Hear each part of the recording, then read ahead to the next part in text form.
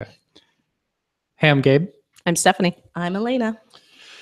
So it's a lovely fall day. We've taken down the curtain here because it wasn't like intense bright sunlight. I love this kind of day.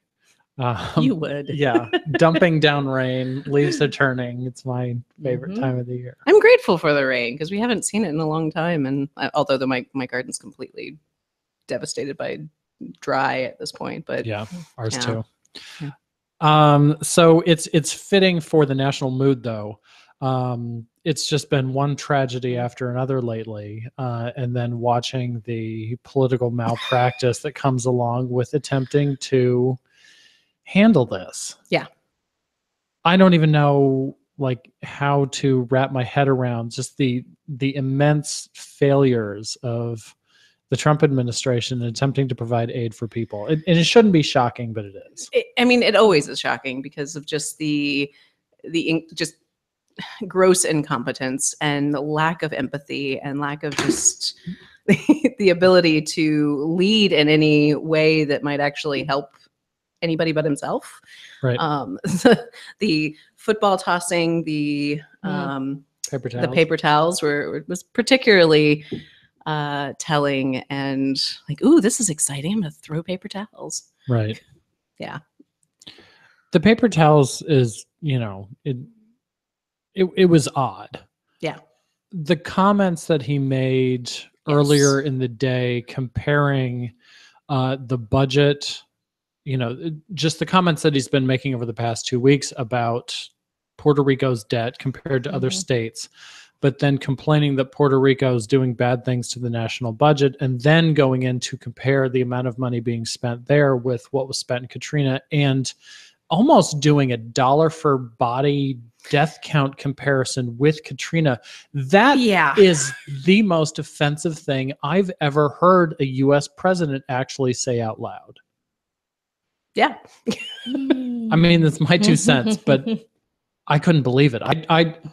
I mean, I got a thick skin and can pretty much sit through anything, and I had to turn that video off. I do believe I yelled straight at my computer when I watched the video, but yeah. I mean, offensive thing after offensive thing after offensive thing. I mean, he's definitely he's the same person that talks about pussy grabbing and talks about, it doesn't surprise me anymore what he says, but it's still low grade rage. Yeah. All the time. Right. Yep. No, it's incredible. Yeah. Oh. So, obviously, Puerto Rico is one thing. Texas is still underwater. Florida's trying to recover. My sister was down in Mexico City, and when the earthquake happened, and the pictures that she was sending back were just, astounding. And you think, oh, this is a horrible tragedy that they've gone through. We need to send assistance. But we're still trying to. Did we send assistance at all? I don't believe so. Because they sent assistance to us, right. Or they tried to. I don't know if it actually went through. I don't know. They were trying. We're too busy trying to build a wall. Right. Right. We can't vet their goodwill efforts well enough or something. Right. I don't understand just the overall incompetence, in planning. Failing to provide aid to Puerto Rico for need of some truck drivers. I don't get that at all. Why it took so long for them to send the USS Comfort. Right. It is a ship that is specifically a hospital on the water, and people were dying left and right as far as being taken off of. And that's not something that's necessarily counted in Trump's big death count. Right. But people are dying in hospitals from lack of care and lack of power and lack of correct, equipment. And it took them a week or more. I can't quite remember, a week or more to send the USS Comfort. Right. It's a beautiful big ship that needs to be used. One of the few things that is actually in our military that's used primarily and only for the care and comfort and of folks needing help. Right. Yeah. I don't get it. I mean, Puerto Rico's got, supplies in trucks at the port ready to go, but they don't have truck drivers and they don't have clear roads. How many Marines do we have hanging out in Guantanamo Bay, Cuba? That, I mean, what is that? A 2-hour plane ride? They've got the planes, they've got the Marines. Yeah. Go. I don't get it. No. You can't attribute this to anything other than just complete incompetence and a lack of caring at the very top of the structure. And, you know, he's looking at himself and this political fight that he's picking with, you know, the mayor of San Juan. And it's just... Yeah, it's all about him. All egregious attacks on her. You know, she's, you know, Mayor San Juan, getting out there, you know, trying to provide water and care, and yet he has nothing better to do but, you know, to lambaste her for her efforts. Because she gave some feedback. Yeah. She just, and not even feedback to him, but just saying like, hey, this is what the reality is of where we are, and we need help. We need more help. This is a complicated situation. I don't know how it's more complicated necessarily than like Florida or, you know, other places, but I really like, I kind of go back to, did he actually not know that Puerto Ricans are American citizens? Like, did he act That's like a possibility. I really, again, I wouldn't be surprised, right? Like, right. And that I mean, makes a lot of sense. Yeah. And maybe in this, and even if he did know, does he actually care? Or, you know, how is Florida any different than Puerto Rico? How is Texas any different from Puerto Rico? I mean, it might be the fact that they have no ability to vote for president. I think that's a big thing. Yeah. I think this, more than anything else in our history, makes the biggest case for Puerto Rico to have, at a minimum, representation in Congress. You know, maybe they don't get a seat in the U.S. Senate, but they absolutely deserve one in the House. Yeah. Their votes have to count for president. It's disturbing that they don't have someone in Washington that actually gets a vote on the floor of Congress that can stand there and represent them. This really highlights how important that need is. Cha-cha-cha, American colonialism. You know, and Trump changes his opinion on so many things and then spits out information that's completely opposite. You know, when you've got legislation, you know, on a different topic in healthcare that would remove coverage for people with pre-existing conditions, and he's tweeting about how, no, this won't remove. And you can tell that it's not an attempt on his part to deceive people. He sincerely doesn't know what's in the bill. And in this case, I think he sincerely doesn't understand what's happening on the ground.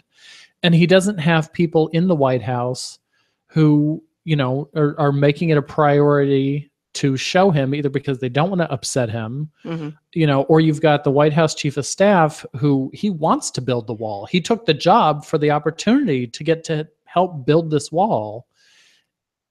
And, you know, you ask the question of, is there an agenda on his staff of just keeping things from him because they don't want him, you know, taking on helping people as a project? I think, you know, the question, is there malicious intent by his own aides to, you know, keep information from him? I think that's a legitimate question that people should be asking. I mean, I think it's a legitimate question that everybody should be asking, but also, why is he in office, and why, like, who supported him in office, and like, was this the plan all along? And like, I don't know. There's a lot of malicious stuff. Right. Or are they just all too busy trying to find lawyers to cover the butts for Russia?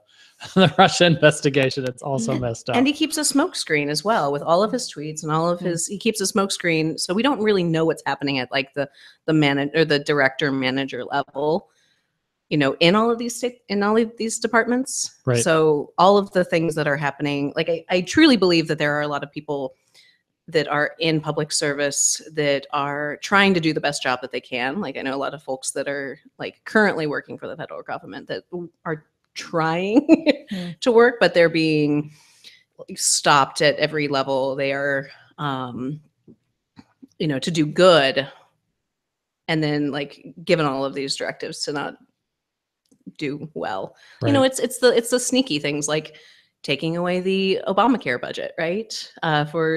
To talk about enrollment, like the very short period of of open enrollment that happens, the 6 weeks of open enrollment, 90% of the budget has disappeared, right? And there's also website maintenance going on during that time.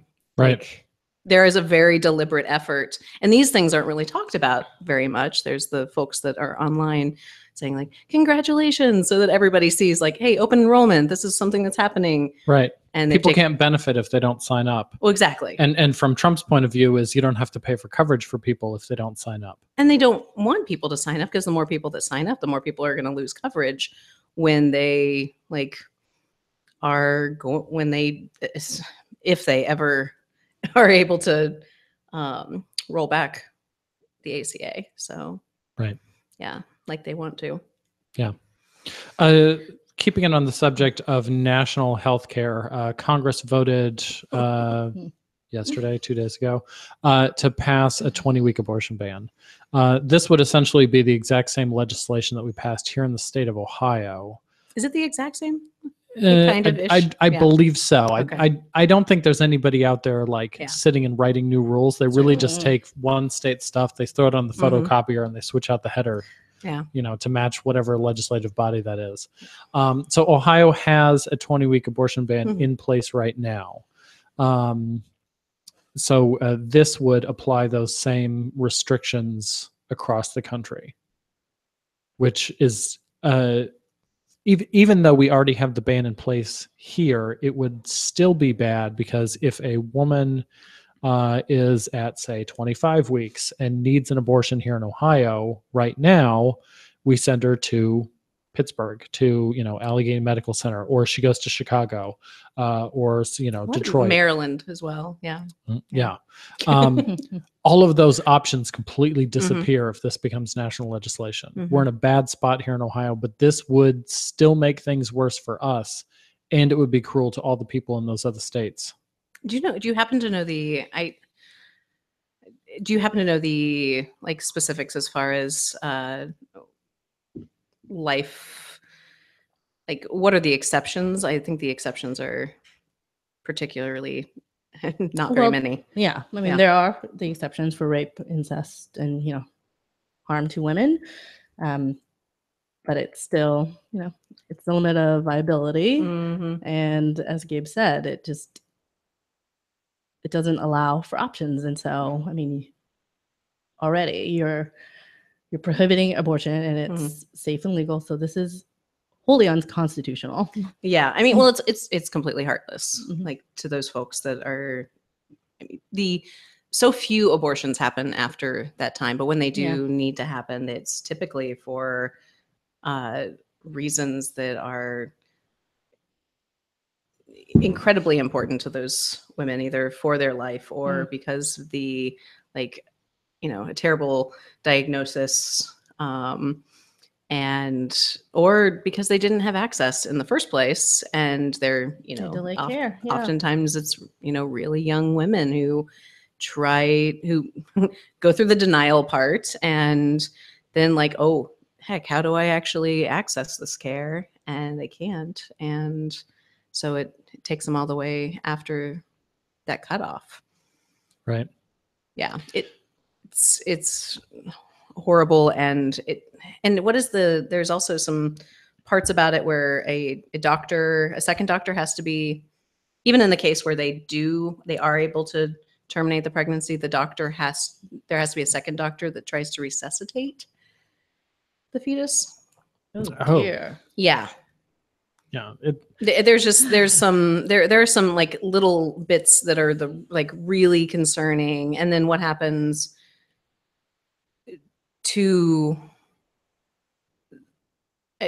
what happens after, are they right. the chance for survival at 20 weeks is practically nothing. Right. It's before what we recognize as the point of fetal viability. Yet, our boss, Kelly Copeland, says all the time that you do have to pay attention to the details of a piece of legislation, but never forget the fact that it's not being designed to do one little specific thing that they claim. It's being designed to stop women having access to abortion. Yeah. Period. Well, that's the intent of the bill. I mean, this is to essentially, go against Roe. They want to take it to the Supreme Court. Yeah. Yeah.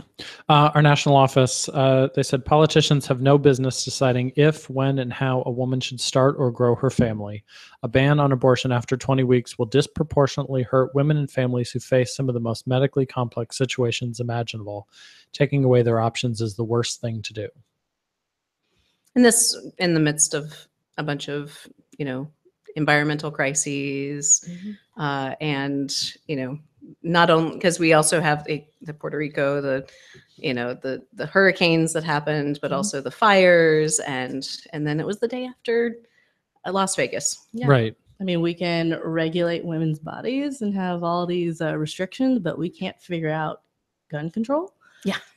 Or also, letting insurance for children expire. Yeah, that 9 million children are, and I think also some pregnant women as well are lacking health insurance because they let CHIP expire. They could have done that versus passing a 20-week abortion ban.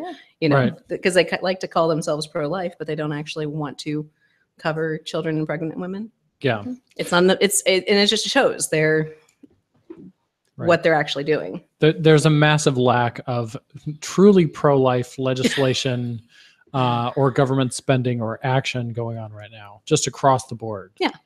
But the priority is these, numerically small, collection of women seeking care in really their time of greatest need. Yeah. That's what we got to go after.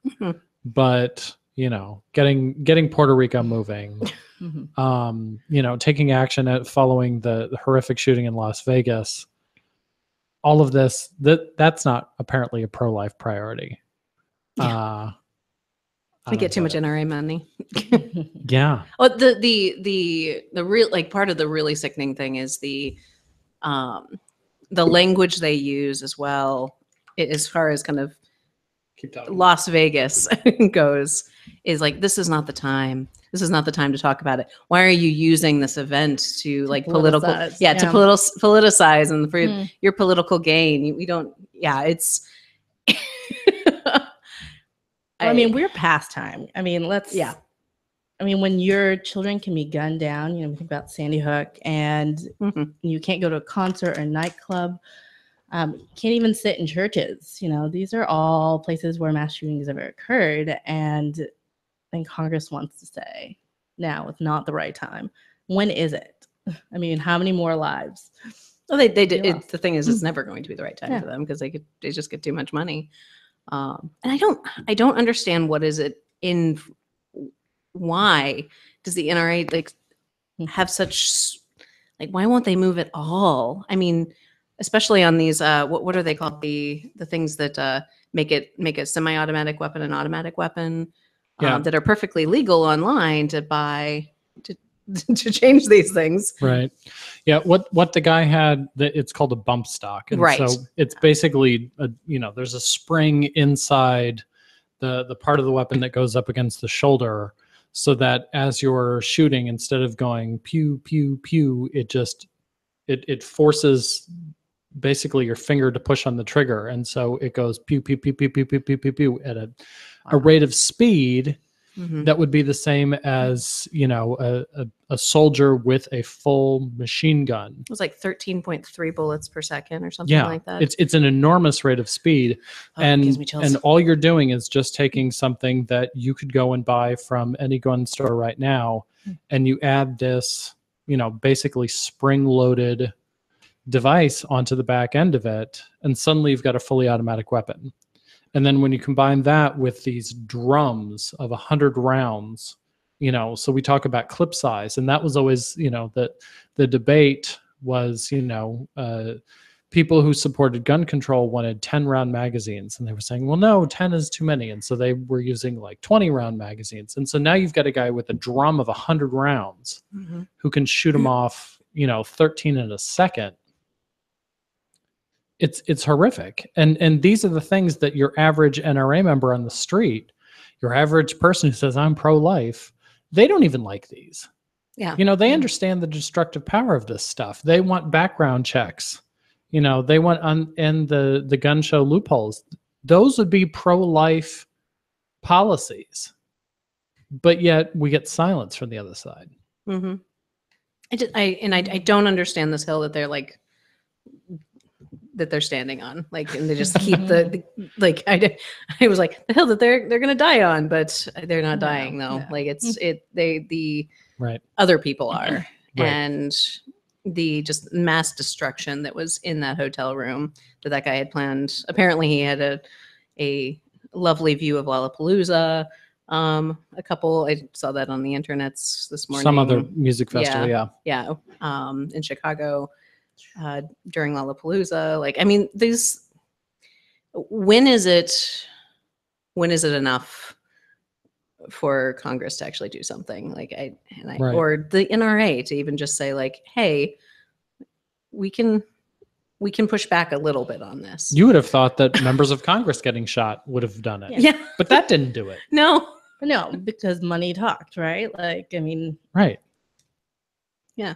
Everything, gun sales go up after all these mass shootings because people think we're going to take away their guns and their Second Amendment rights. And so there is no incentive for the NRA to do anything. There is no reason for an American citizen to own that many guns or to own that destructive of a gun, right? Like, other than to kill people, right? Like, and that's why do we do this? Right. Yeah. I don't get it. Speaking of failures of the so-called pro-life movement, let's talk about Mike Gonidakis, right? So in the State House this week on Tuesday, the Senate Health Committee voted to confirm a reappointment of Mike Gonidakis to the State Medical Board.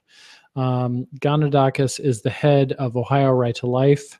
So he's really been the guy engineering all of these attacks that the Kasich administration has signed into law. That's not speculation on our part. We know this for a fact because the Associated Press did some open records requests and found emails between John Kasich's staff and Ohio Right to Life and legislative leaders as soon as Kasich came into office. And from that very beginning, they were putting together pieces of legislation. We remarked about the 20-week ban, that they didn't write it from scratch. They just put it on a photocopier and made copies. Well, that photocopier is in the Ohio Right to Life office. They're the ones taking all of these ideas from other states and tailoring them and getting Ohio legislators to push this agenda. So Gonidakis has also recently appeared with anti-abortion extremists like Created Equal. He's worked in cooperation with Operation Rescue, which people will recognize as being responsible for fire bombings of clinics. And so you've got this horrible anti-abortion record, this cooperation with really nasty extremist groups that go out and directly harass doctors, not only at their workplace, but at home. So you've got this entire body of work. And in recognition of that, John Kasich reappointed him for a second 5-year term to the State Medical Board, which is a government agency that disciplines and investigates doctors. You mean the John Kasich who's trying to liken himself as a moderate, right? Right, yes. And talking about how he's disappointed in the GOP and he's going to leave the GOP. Leave the GOP, right? Lord help us. If they don't clean things up, he's out of there. Yep, because he's can't stand that corruption. Yeah, jeez, can't stand how extreme they've gotten. Right? Yeah, and this is the kind of stuff that other states aren't seeing, that even people in the state don't necessarily know about, because it's that next level thing, like, right? That isn't really talked about in the yes. news cycle. So Yeah, I mean, Gonidakis is dangerous. I mean, think about how many clinics have closed since Gonidakis has started, and Right. yeah, No, all it's under Kasich. So yeah, yeah, all under also Kasich. also dangerous. Yeah. Yeah. half of the abortion clinics in Ohio. So we were at the committee hearing. This wasn't a hearing that we normally get with a bill. Mm-hmm. There weren't witnesses testifying. We didn't offer any sort of official statement. I mean, we put out a press release, but not, to the committee. The only discussion that happened was thanks to the members on the committee speaking up, which they didn't need to do. They chose to do. State Senator Vernon Sykes of Akron specifically, he really led the questioning to say, wait a minute, this guy has a record that's full of conflicts of interest. He's had to recuse himself from multiple cases. There are other issues. It's not just abortion policy. Gonidakis is the lobbyist for medical marijuana organizations, and the state medical board tells doctors, they write rules on how they are going to be prescribing medical marijuana. Mm-hmm. So here you've got a guy representing the industry and also representing the physicians. That's a massive conflict of interest that just is getting, completely overlooked. Ironically,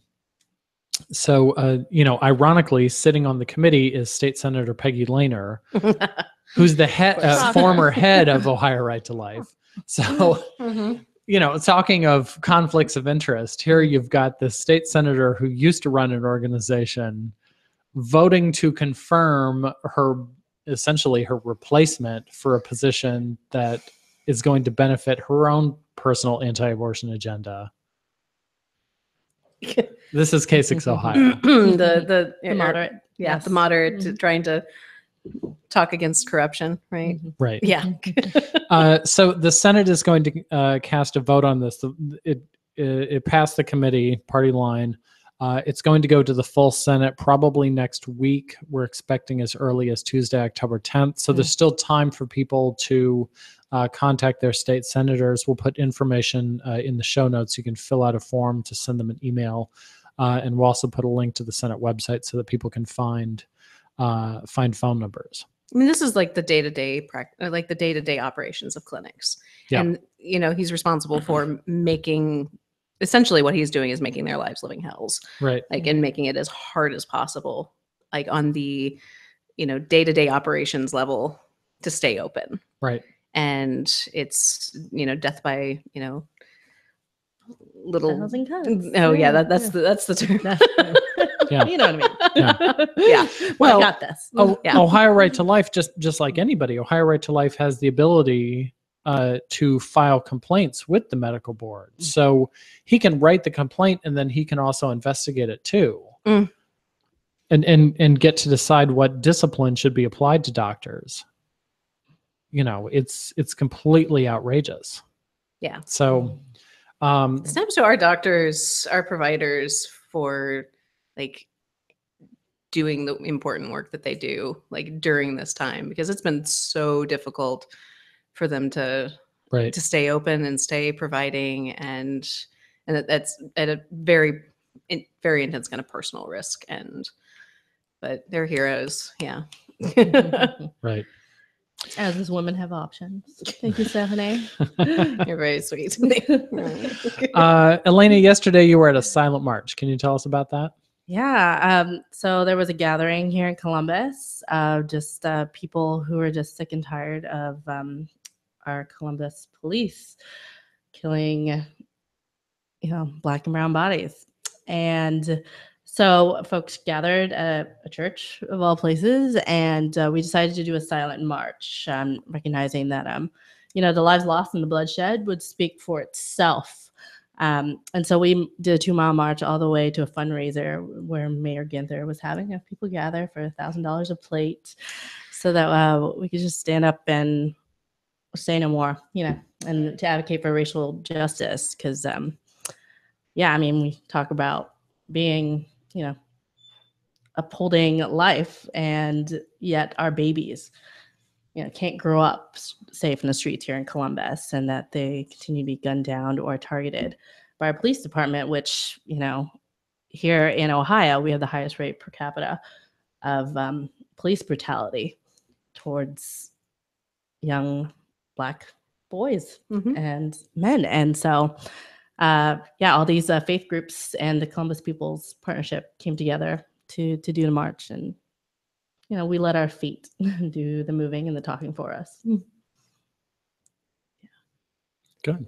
That's a good event.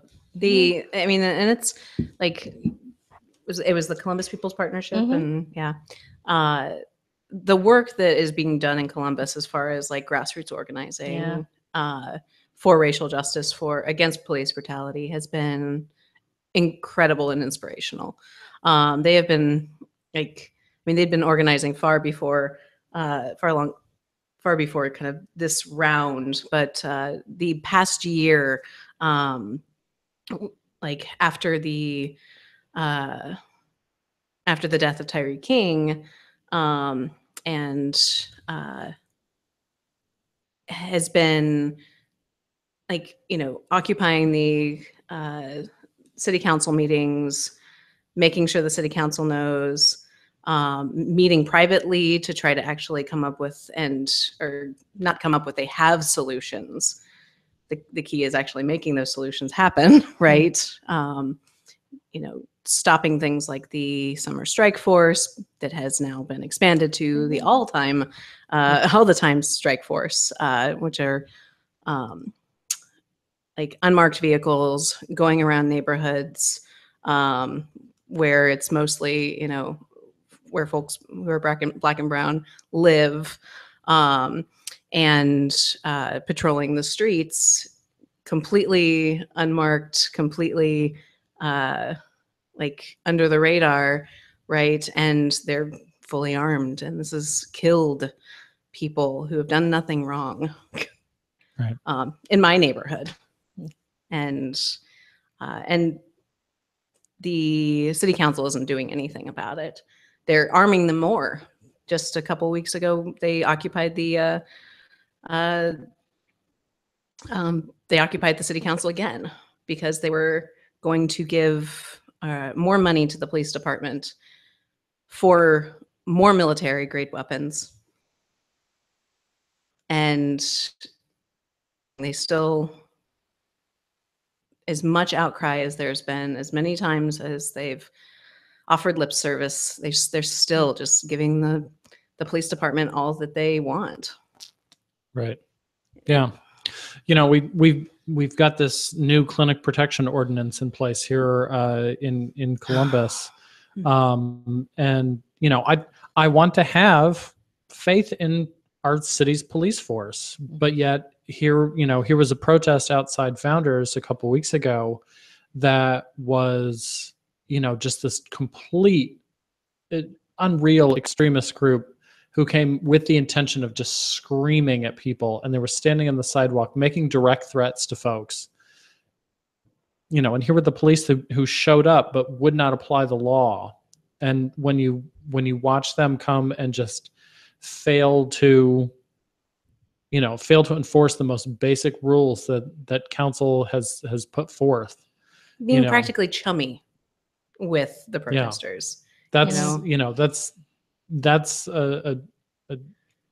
a big letdown when you want to have faith in your police force. How many police were at the silent protest? No, they did not show up at the fundraiser. I mean, they helped escort us. There were about 40 on bikes who, helped corral us. But they were there. But this is the same police force that Mayor Ginther has said there's no evidence of racism on the force, and yet there's no training and there's no allowance for anything to acknowledge like implicit bias. And I mean, so that's one of the asks of our organizers. It's, let's at least have the conversation. Let's make sure there's training, because things like, but cameras on your bodies aren't working. There's no evidence. There's so much video evidence. I mean, the young man that was, nearly beaten to death, and the horrible racist things that the police officers said. And then, the officer that ended up getting let go after he had, stomped on a handcuffed prisoner. Yeah. I mean, that's after he had murdered a man in the streets with the summer strike force, right? For doing nothing, for being there in his neighborhood. Right. And the